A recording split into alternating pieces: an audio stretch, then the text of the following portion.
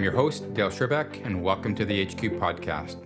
For those tuning in for the first time, the HQ is a podcast serial produced by CHA Learning and is your trusted source for important conversations on healthcare issues and topics from those that are leading and impacting the health system. Together, we'll explore these topics as we continue to learn together. CHA Learning is the professional development division of Healthcare Can and is uniquely Canada's only national fully online learning provider serving all of healthcare. So please check out more about our learning programs and services after this episode and discover how we collaborate with health leaders and organizations like those we feature on the HQ to empower healthcare professionals with the knowledge, skills, and relationships to impact health system improvement.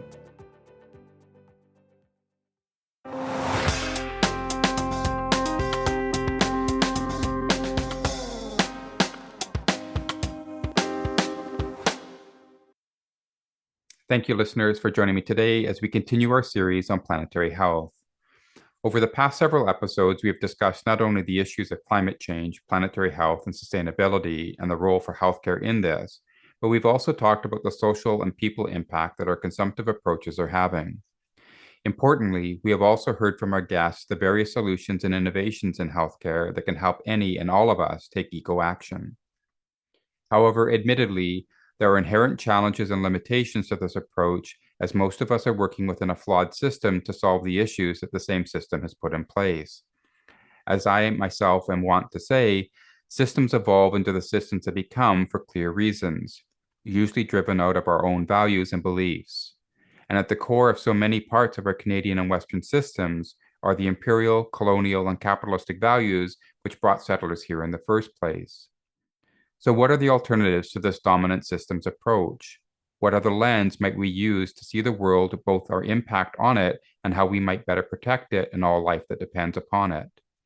What can we learn from others like the First Nations who were here before European settlers arrived?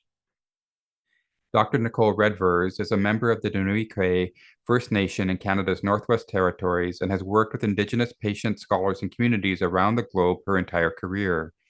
She is an associate professor, Western Research Chair, and Director of Indigenous Planetary Health at the Schulich School of Medicine and Dentistry at Western University. She also currently serves as the Vice President of Research at the Association of Faculties of Medicine of Canada. She has actively been involved at regional, national, international levels promoting the inclusion of Indigenous perspectives in both human and planetary health research and practice. And Dr. Redvers is the author of the trade paperback book titled The Science of the Sacred, Bridging Global Indigenous Medicine Systems and Modern Scientific Principles. Hi, Nicole, and welcome to the HQ, and a huge thank you for joining us today and sharing your knowledge and experience as we continue our broader conversation around healthcare and planetary health. Masicho, thank you. Happy to be here. So, Nicole, perhaps if you're comfortable with it, we might begin the conversation with your own journey and story into planet-centric healthcare and education. Yeah, thanks, Dale. I think one of the most important pieces for me was really where I come from. And I was born and raised in Deninu, or Land of the People, which is otherwise known as the Northwest Territories, up in Treaty Territory, both in my home region of Deninu K'ue, but also on K'ue First Nation and West Channel First Nation, Smith's Landing First Nation, around the south area of Great Slave Lake. And one of the things that had been very noticeable and talked about for many decades was the changes within the environment that we were seeing around our homelands. And throughout my clinical work based in Yellowknife for about 10 years, started to see more urgency amongst the elders that were talking more consistently about how the plants were changing, how the waters were changing, how the animals were changing, all of these changes that were occurring. And you could sense the change in the tone of the voice, although there was always concern there. It was a little bit more impassioned in those times, and it really started to make me think. Is my place going to be best served within the walls of a clinical room, or is it going to be better served elsewhere?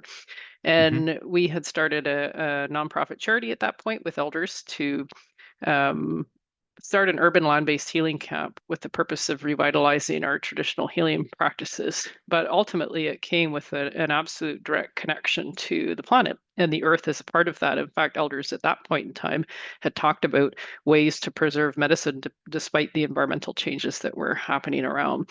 And it really started to provoke, well, we're here in this small little place in the north where there's not many people. Most of the impacts are coming from other places, not in our own territories. And if we're not getting out there, if we're not talking about these issues on a larger scale, then how do we expect to see differences within our homelands?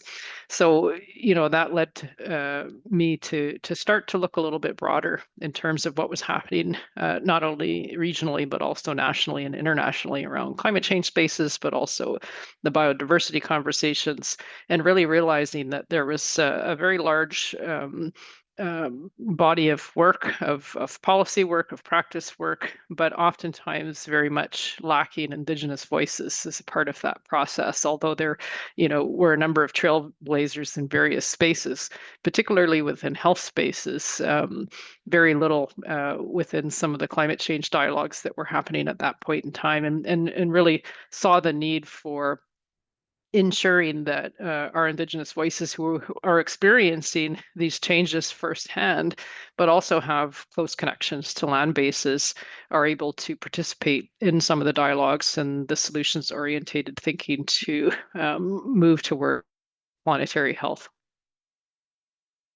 Thank you. So yeah, I mean, I think obviously, as you're saying, it's we're all part of a larger ecosystem, and there's no real part of our world that is disconnected from the other parts. And so, bringing those things together, I think, is an important role. So I'm wondering, you talk about your connection with healthcare in that space, and so you know from your perspective, and for some listeners that may still be struggling with, that connection between healthcare, and planetary health, what would be your lens in terms of those connected points, or how would you describe that for us? Hmm. And that apparent disconnection is completely understandable because the structures that we've held up within medical systems and healthcare broadly have really been devoid of any connection to the planet, for hundreds of years. Although, if we look back, of course, in history, there was a number of early physicians and philosophers who very much tied nature into health and well-being that has very much been lost. So these, siloed approaches to considering the health and well-being of ourselves outside of the context of the environment and the health of the planet is really something that has not been lost within Indigenous communities. In fact, when if we could say our healers or our medicine people are considering appropriate supports for patients, it's almost always in concert with the considerations for what that treatment is, or what the effect might be on the environment as well from utilizing a particular medicine or engaging with a patient in a certain way that often embodied the use of things from Mother Earth generally. So ultimately, I think for me, when thinking about how does health and healthcare, need to move forward and make those connections more apparent. And probably one of the best examples is we had carried out a recent study actually back in the NWT region, the Northwest Territories, and interviewed physicians as well as elders actually about planetary health integration into healthcare systems to get Hmm. perceptions in an area that is experiencing climate change and has been experiencing climate change for quite some time. And what was quite interesting is that, although physicians very much acknowledged the importance of the planet's health, understood the implications for that, really had difficulty in thinking about what that actually meant from within the health system itself, because most volunteered that, this is not something that's taught, it's not something we talk about, it's not a dialogue there. So, to be able to think of those connections. But more interestingly, when we talk to the elders, the Indigenous elders about planetary health integration in health systems, they also had a hard time thinking about what that would look like, because the health system itself is set up so devoid of the environment that, the ability to see how you can just insert concepts of understanding of planet and health, were also very difficult from their standpoint because, unless the values, the base, the structure itself is mobilized within the context of planetary health understanding, it makes it a very mechanical sort of process to sort of think, oh, well, we can just insert a consideration for a planet here and a planet here and, the planet's health here, instead of it sort of being an overarching lens that we see the entire healthcare framework overall. So, it was quite interesting to see kind of similar challenges to that integration just because of the nature of the way that we've set up the system of healthcare. Yeah, and I think part of, what you're describing and sort of lead into my next question. So, I mean, when we're talking about issues around climate change, as we certainly talk at a global level, um, and people, citizens are taking action. They're looking at the reductions of their consumption of fossil fuels and buying electric cars or whatever that might be. And so a lot of our focus, I think, publicly is around things like emissions, um, and and pollution. But you know, are we talking about the right thing? I guess from your perspective, and I guess I think I'm probably leading a little bit based on your last comment. But from your perspective, what is the conversation when we're talking about planetary health and how we improve that space? Hmm. Well, one of the key reasons I actually choose to utilize the planetary health terminology over what at least the international level, in some spaces like the World Health Organization has really adopted the climate change and health sort of combination of narrative, is Hmm. that for me, climate change is the problem. And when you focus in some senses on the problem alone, um, I feel that the kinds of things that you think about in terms of solutions becomes tricky because it's hard to envision what the end positive goal is when your focus and lens is on the problem. Whereas with the terminology planetary health, for us as Indigenous communities, we have varied terms, although, of course, we don't use planetary health concept specifically as it's noted in English, but there's Hmm. varying interpretations of Mother Earth's health, and the understanding of what Mother Earth's health is. So when we focus on planetary health, for me, it's about the positive. It's what actually should be the case, the norm, what is. So, it creates this kind of positive sort of hope-based approach where, what we're actually trying to see and envision is not the problem alone. It's actually, the solution. And I think the westernized planetary health space still somewhat struggles in that, and that it focus a lot of times on the problems, which of course is, important to focus on. But if we're not Hmm. actually thinking about what we're actually trying to achieve, what is the state of the norm of the dynamic balance that needs to be in place, that it's very challenging sometimes to do that. So I've seen because of that, the climate change in health space within healthcare, but in other areas as well too, become very mechanically focused on continuing the status quo of operations, but just trying to change the kinds of things that we might use. So, for example, keep you doing the same procedure, but instead of using a bad anesthetic gas, we're going to use a better anesthetic gas. Instead of flying people to wherever in Europe, we're going to put them on a train instead. So, the actual fundamental practice is not being restructured in that, our investments as a healthcare system are focused on primary care, for example, on public health, on dealing with the social determinants of health is still very, very underfunded and limited, where we're seeing patients much higher up in terms of the advancement of their ailments, which is a very carbon intensive process, and being very reactive in the kinds of healthcare setups that we have, that we end up perpetuating this continued need of high carbon care, at least within, I'm speaking in the context of developed settings right now, because our impact is the highest around the globe, Yeah. and not really interrogating the fundamental questions of how we're actually orientating our care, focusing on the social elements, which we know make up, 70 to 80% of what makes a person well. So complex issues, but ultimately, I think we really need to get away from this problematization, the mechanization of continuing the status quo, and really rethink what are we trying to do, and what is the endpoint that we're actually trying to achieve, and ensure that we're doing and taking the best case scenarios with the steps involved, and strategic investments to ensure we're actually getting people before they become sick. So to rethink the system itself, I guess, is what you're saying.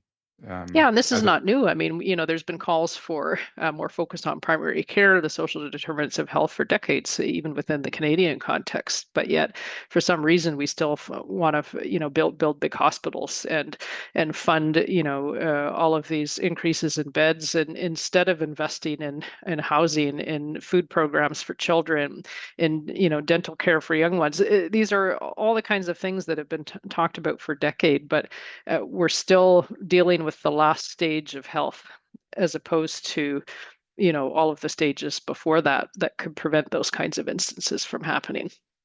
Yeah, so in some ways, I guess a kind of a parallel metaphor for what you're describing around focusing on the problem as opposed to the wellness of the system itself.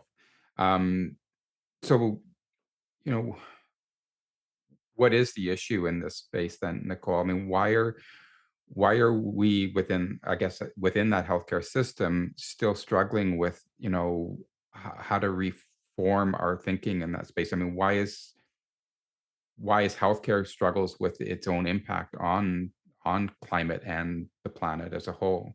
hmm Well, I think the struggles are not exclusive to climate. They're embodied of the entire way that we have our health system, and ultimately, which is fundamentally dependent on a very short-term election cycle and all of the provincial Mhm. jurisdictions, of course, which creates um, the need for politicians to have important visuals like building infrastructure, building hospitals, the sort of front what you can see impact, I think helps to drive some of that component. But we also have health ministers that often get put in place across jurisdictions in Canada that have no experience within health or the health systems. And that's the way our electoral system works. We put people that might not have had a smidgen of experience in health in a health ministry position, and now they're supposed to oversee the governance of an entire unit, which may be completely outside of their background. So we have these interesting sort of structural setups at the governance standpoint, but then also a lot of interests, I think, that often get mixed up within the political and policy dynamic that becomes very complicated. Of course, just thinking of, and I will, call it province of Alberta right now with the shifts in the healthcare system, but also shifts in the way that, some of the green energy's been governed around solar panels and wind and all of these kinds of dynamics sort of intertwine and play in, and I think it's really hard to separate out healthcare in and of itself from all of the other systems within governance that occur.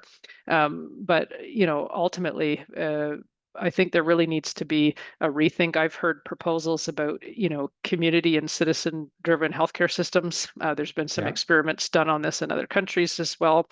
More, collective and sort of cooperative kinds of approaches to considering health and well-being. And I don't think these things are out of bounds, considering that Indigenous medical systems were very cooperative, were very collective, were very orientated, but most importantly, land and planet orientated as the context. And it would be interesting in my mind to start to think about redesign in a transformative way that really takes into account some of these things from the onset. And I really don't think we're going to have much change if things continue as is. I mean, we can see it in other areas right now with burnout, with all of the other things. This is not exclusive to climate change, but equity issues are often the same drivers for climate change as they are for other health issues. Yeah, we've heard others describe that they've learned from some of their social and equity-driven sort of work and policy changes, and how they're applying that back to their the changes in terms of environmental impacts as well. So yeah, I think you're bang on in that. I guess so. When you're talking about sort of needing a larger sort of system sort of change and view to that, and bringing with your own background that you've been describing, I mean, what is it, what is it that we can learn, I guess, more specifically around Indigenous health models or traditional medicine systems, and how does that, potentially provide a lens to sort of create that transformation that you're talking about? Hmm. Well, I think probably one of the most fundamental differences between Western systems and Indigenous ones in the context of health and wellness is that in Western systems, it's more about the treatment, the approach, the modality, the system and the way that, the process is set up from step A to step Z of a patient journey. Whereas in Indigenous systems, the most important thing is the context in which all of that sits. So, that is a completely fundamental different approach, because then it becomes about the environment, not only from the planet perspective, but around the patient, the family, the context, the environment, the weather, all of these kinds of pieces. There's multiple layers to that. Um, and, for me, when I think about that fundamental difference, and that even applies to Indigenous sciences and the way, many of the other systems work outside of health and wellness and Indigenous contexts, is that it's the context that matters. It's the context that's the focus.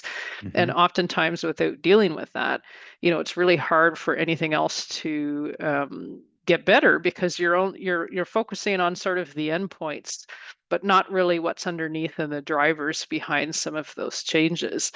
And it points probably most closely, I think, from a Western um, concept of the determinants of health. I think that's probably the closest to their translation, but in the Indigenous way, it's much deeper than that. It's not just the externalities of the built environment and somebody's income and what they are, but their ability to feel safe, their ability to be a part of a culture, to be connected socially to community around them, the physical, emotional, spiritual, mental, all of these sort of drivers come into that understanding of what makes well-being.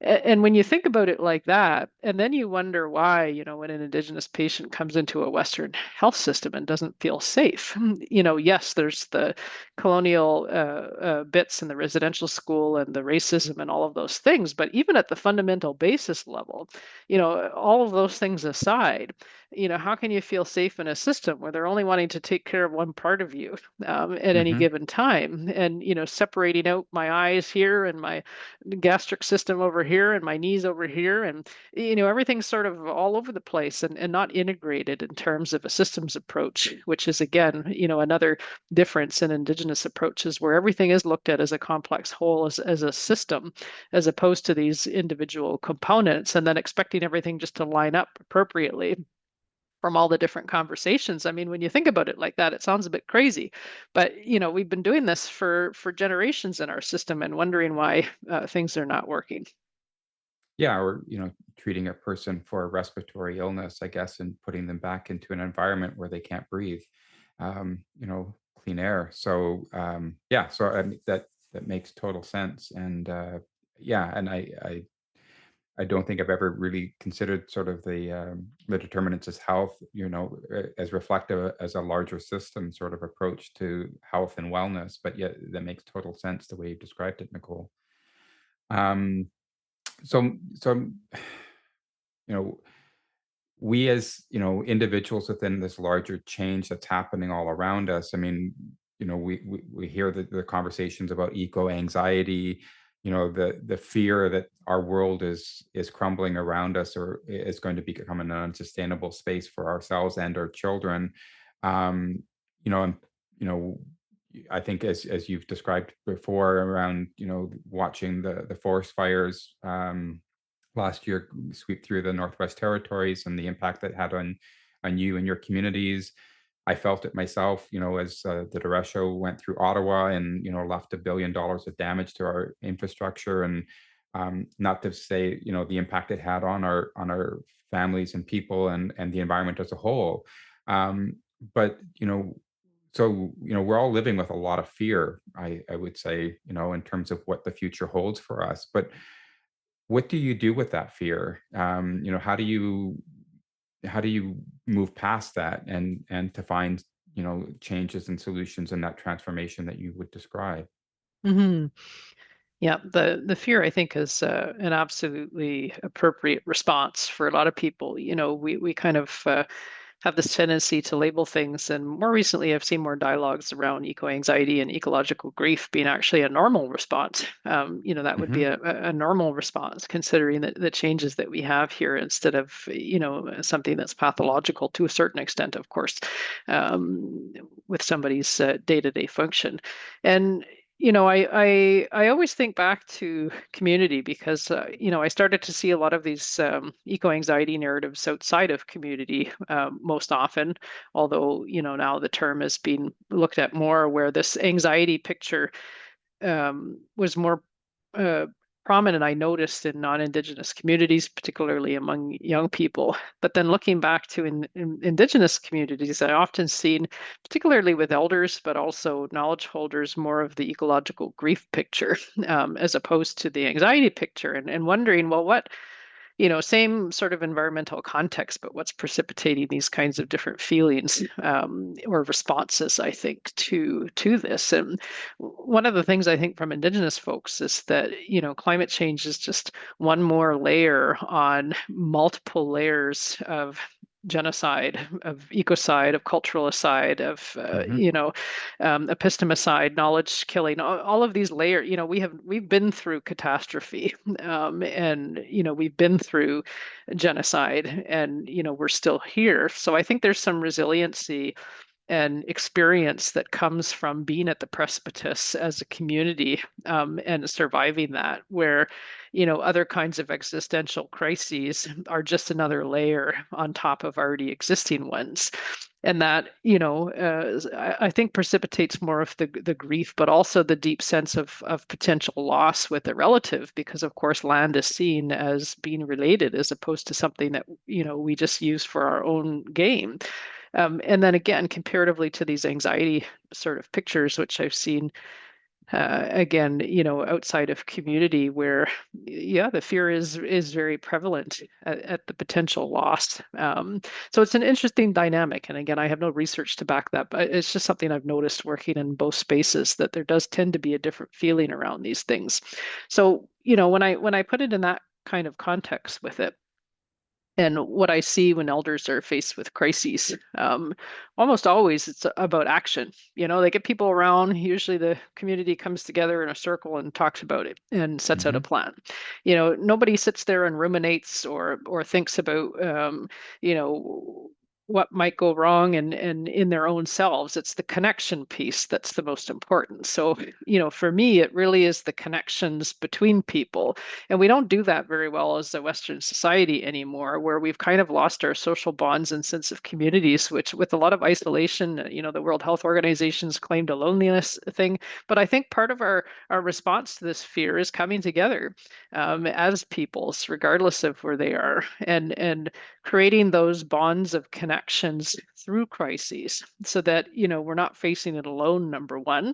We're one of many human beings on this planet, as well as other animal relatives that are experiencing the same things. This is not an isolated experience, and being able to share in that discomfort and share in that anxiety, fear, or whatever kinds of emotions come up, I think is really something that we're still not doing a great job of overall in society in general, because it shouldn't be just a climate change issue that precipitates those connections. It should be many different kinds of situations, and perhaps even the status quo or the norm, so that we have a foundation where we feel like we take care of each other.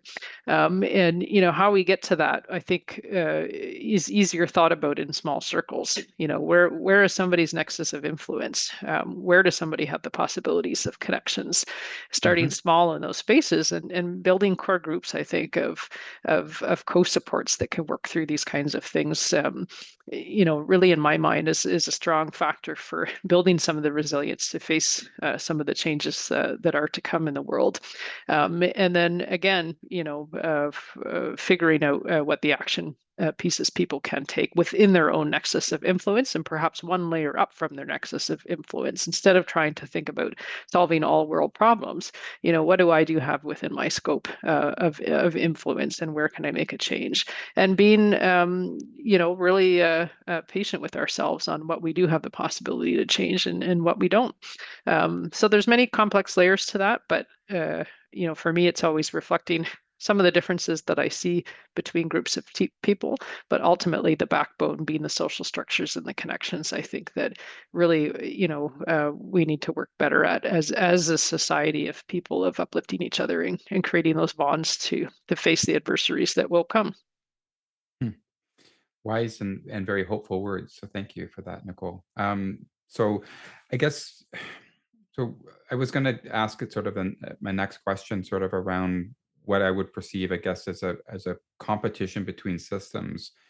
Um, but I think part of what I guess as I was going to say that question, though, I reflected that in itself may be a kind of a Western sort of paradigm in terms of one system needing to dominate or win over other systems. And because as you're describing your last comments, I sort of see systems needing, I guess, to find ways to work together, and not necessarily in competition. But so when we talk, I guess, about system change or systemic changes, and the relationship between systems, like what systems are we changing, or how do they need to work together? I don't maybe throw that back to you, Nicole, and see if you can, maybe provide a little bit more clarity on that. Hmm. Well, one of the things that we've done a very good job of is focusing on things, entities, variables, Hmm. whether or not it's components of the health system, or even looking at the health system as a unit in and of itself. But we haven't done a very good job of thinking about the relationships between those elements, the relationships between those entities, the relationships between systems. And again, that could be looked at as a very global system, or a very local one, or such things as a health system. Hmm. And that's part and parcel, again, one of the differences between how many Indigenous societies see the world is it's not about the things themselves or the entities or the systems. It's about the relationships between those things, and how to be able to reframe and focus on the relatedness components. Because when you can start focusing on relationships, then it provides an opportunity to better have a sense of where the connectivities are in the world, or in this case in a system, whether it's the health system or otherwise. Where's the stop gaps? Where's the leverage points? What affects other things? And you're seeing more of a dynamic relationship now in how things operate, because as you noted, it's very difficult, and in fact usually sets up problems when you try to set systems up against themselves in some competing matter, because it assumes one's better and one's worse, and Hmm. oftentimes there's often good parts of some systems and not so good parts of the same system. And how to be able to see those things, I think, in a dynamic balance is really important. There's been some shift in movement in that, particularly in the last 4 to 5 years. We've seen, even within the health system literature, for example, more research papers coming out around systems thinking approaches to healthcare, embodying complexity as a part of the notion.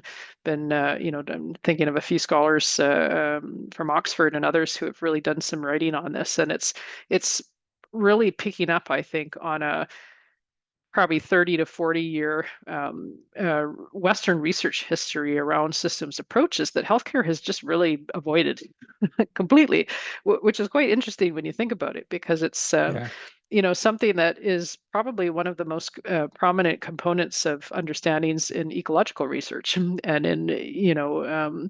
in health systems, or sorry, planetary systems research out there. And of course, even things like computer systems, that's, how we have artificial intelligence.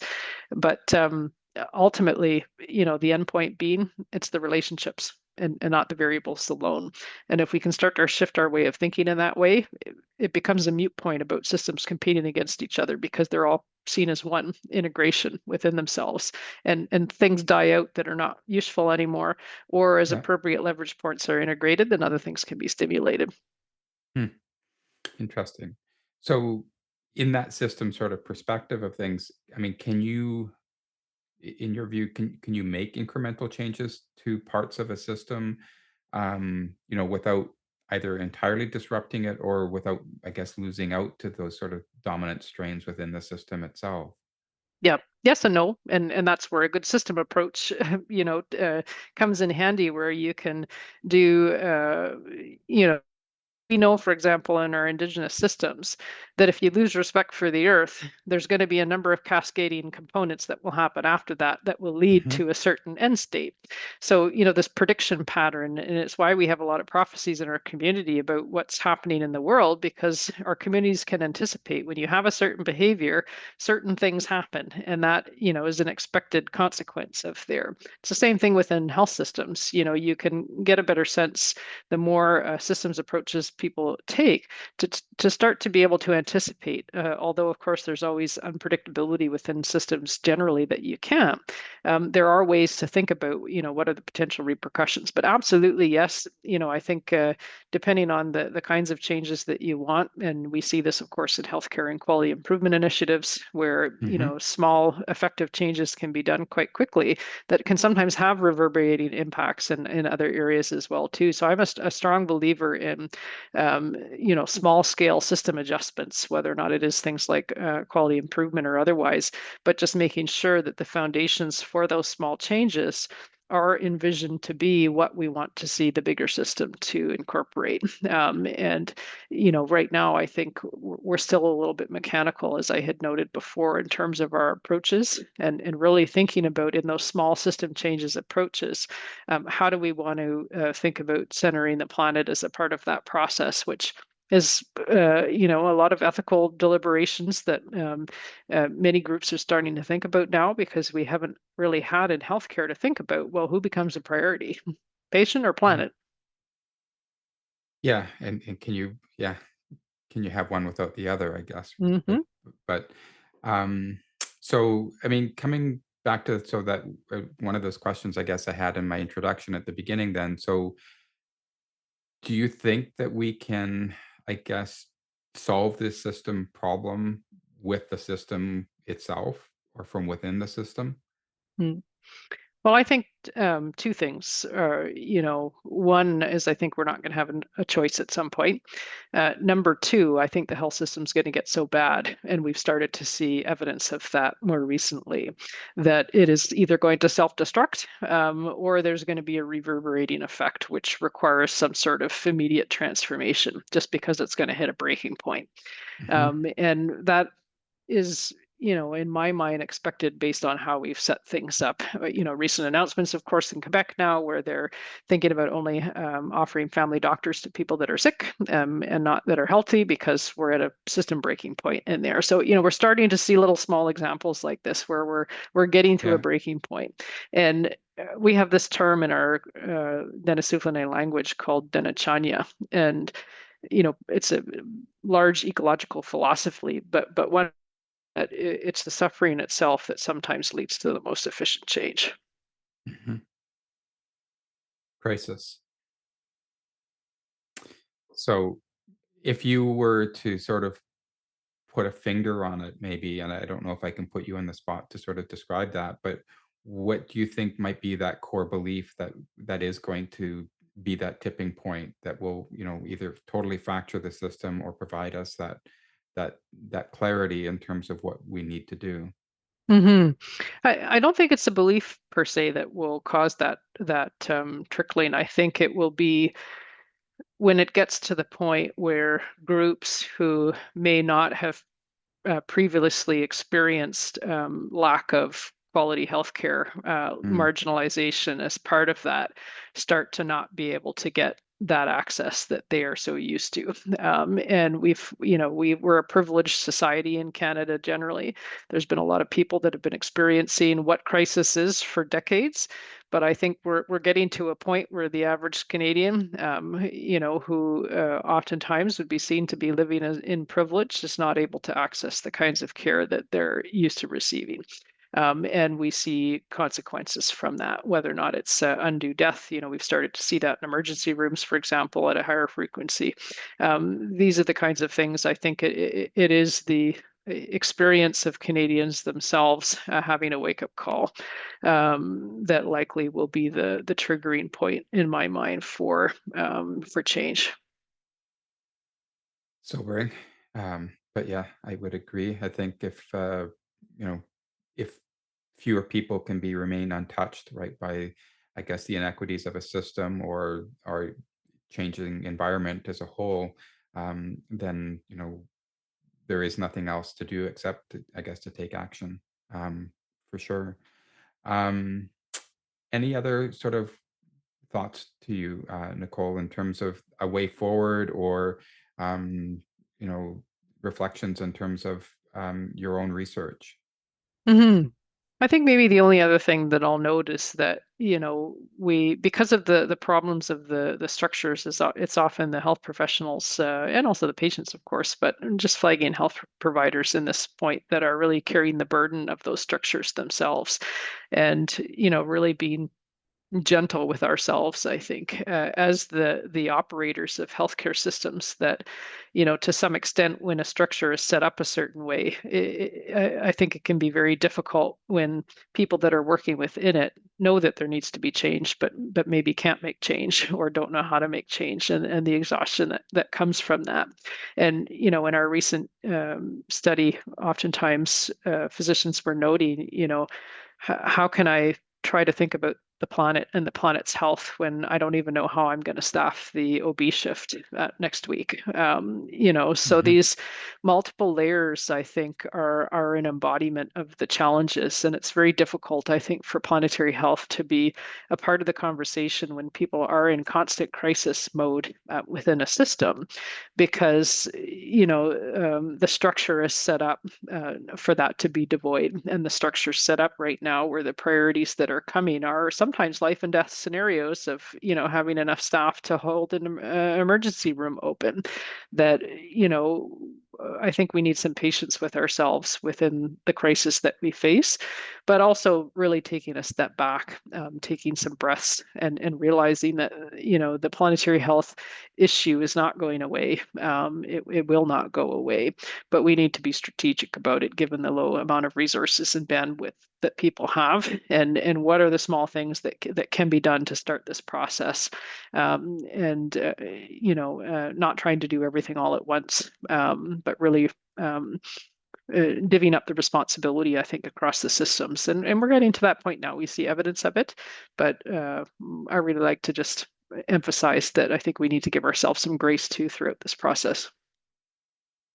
Thanks, Nicole. Yes, I think we all need to be a lot more compassionate with each other and ourselves, and understand that, I think, as you've said at the outset, that we will need to work within our communities and our smaller communities in terms of the space and places that we can influence, but understanding that we need to, I guess, cooperate across those systems and communities as well. So, um, but it's going to take a lot of work together for sure. So thank you for sharing your own journey in this, and providing us some different perspectives, I think, in terms of how we can think about this from a larger system sort of perspective. So I really appreciate the conversation today.